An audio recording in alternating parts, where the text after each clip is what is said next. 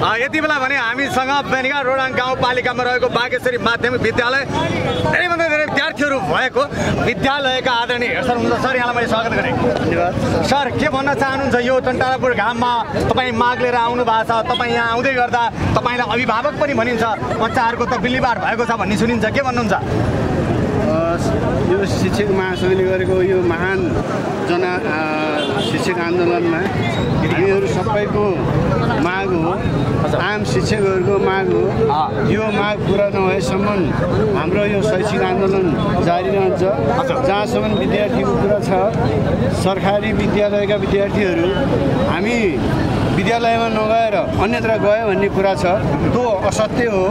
हामीसँग हाम्रा अभिभावकहरू सचेत हुनुहुन्छ, हाम्रा भाइ बहिनीहरू हामीसँग विश्वास गर्नुहुन्छ।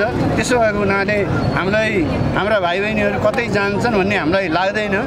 यो आन्दोलन हामीले सफल बनाएर नै जानुपर्छ। सरकारले यसलाई अवज्ञा गरेको छ। यसको हामीले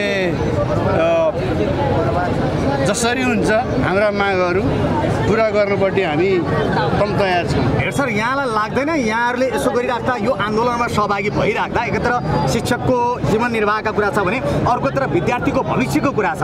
विद्यार्थीलाई अब अभिभावकले सोच्न बाध्यता हुँदैन कहीँ कतै अर्को प्राइभेट स्कुलमा वा संस्थागत विद्यालयमा लाने डर त छैन, यसो नहोला भन्न सकिन्छ र?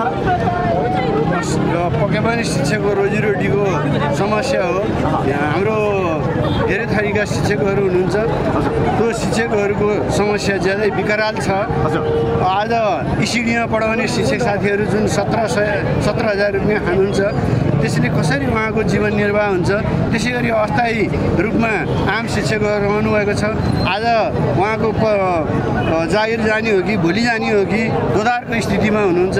त्यसो भएको हुनाले यस्ता समस्याहरू सरकारबाट चाँडै समाधान होस् भन्ने हामी चाहन्छौँ।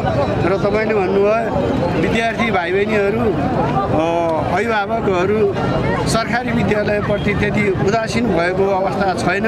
केही दिन जाला, यो केही समय जाला, यसो गर्दैमा हाम्रा विद्यार्थीहरू यताउता लाग्लान् भन्ने मलाई लाग्दैन।